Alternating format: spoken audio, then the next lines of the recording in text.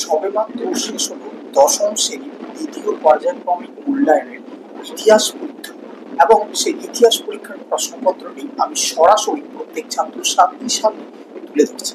তোমরা প্রত্যেকেই দেখতে পাচ্ছ এটা হচ্ছে সেকেন্ড সাবমেটিভ ইভ্যালুয়েশন ক্লাস 10 ইতিহাসের প্রশ্নপত্র। সময় থাকছে তোমাদের 1 ঘন্টা 30 মিনিট এবং সম্পূর্ণ 40 নম্বরের পরীক্ষা।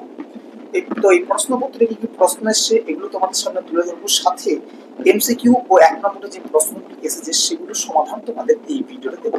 কাজেই যারা ক্লাস 10 এর ছাত্রছাত্রী রয়েছে প্রত্যেককে কিন্তু এই ভিডিওটি সম্পূর্ণ দেখতে পারো, কারণ যাদের এখনো পর্যন্ত ইতিহাস পরীক্ষা হয়নি তারা কিন্তু এই প্রশ্নপত্র থেকে অনেকখানি প্রশ্ন তোমরা কমনও পেতে পারো এবং তোমাদের একটা স্বচ্ছ ধারণা আসবে যে কেমন ধরনের প্রশ্নপত্র আসতে পারে।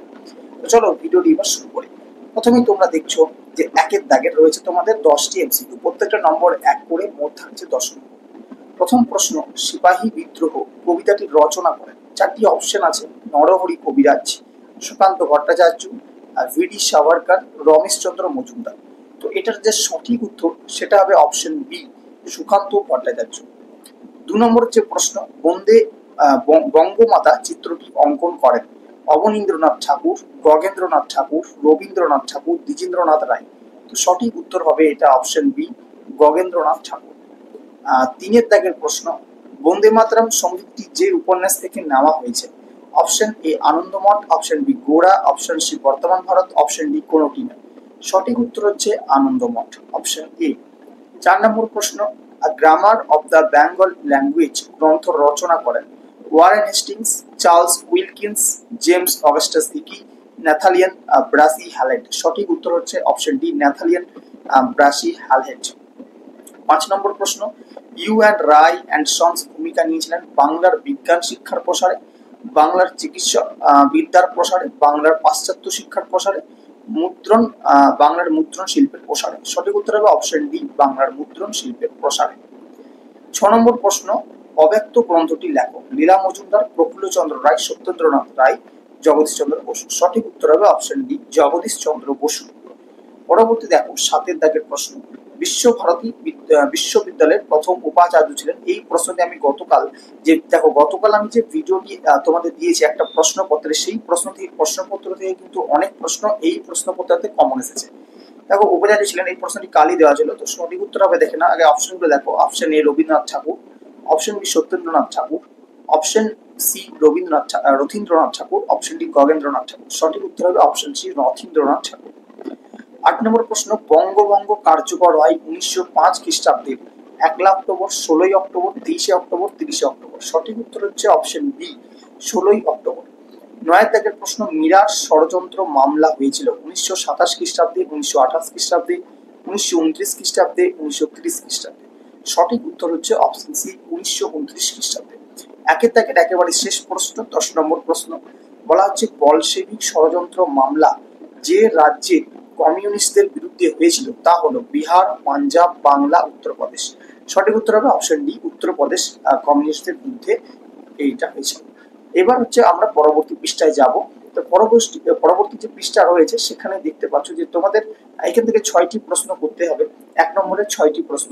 তো প্রথমে রয়েছে এখান থেকে 3 নম্বরের 3টি ম্যাপ পয়েন্টিং তোমাদের এখানে দিয়েছে।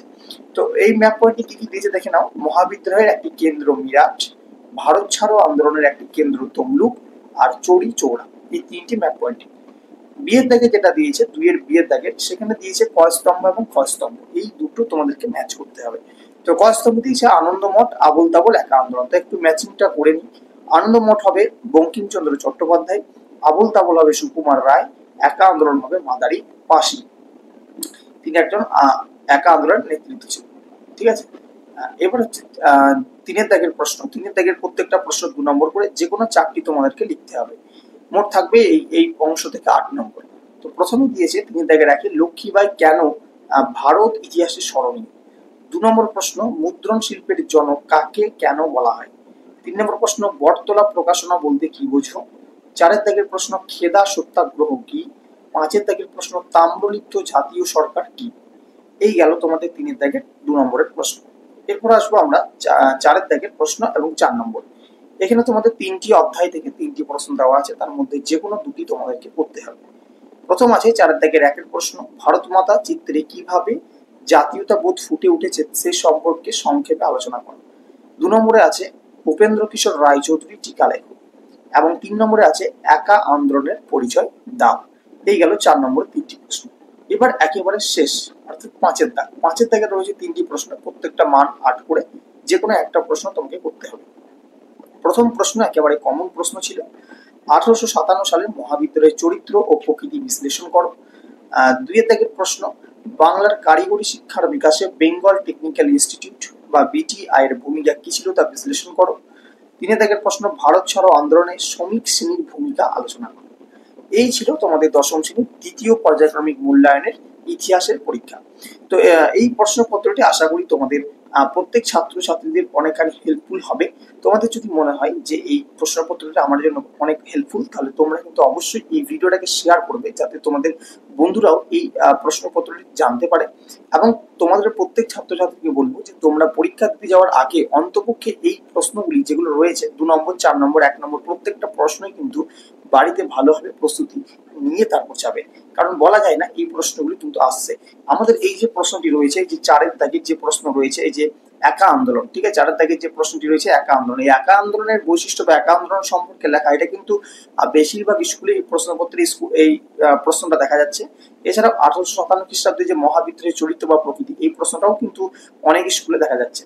সুতরাং এই 4 নম্বরের বা 8 নম্বরের এই প্রশ্নগুলো এবং 2 নম্বরের জন্য লক্ষ্মীবাঈ, মুদ্রণ শিল্পের জনক, বটতলা প্রকাশনা, এই প্রশ্নগুলো কিন্তু ভীষণ গুরুত্বপূর্ণ, কারণ এই প্রশ্নগুলি কিন্তু বারবার বিভিন্ন স্কুলে কিন্তু এই ঘুরে ফিরে আসে। সুতরাং তুমিও কিন্তু ভালোভাবে প্রিপারেশন নাও, যাতে তোমারও কিন্তু আসে।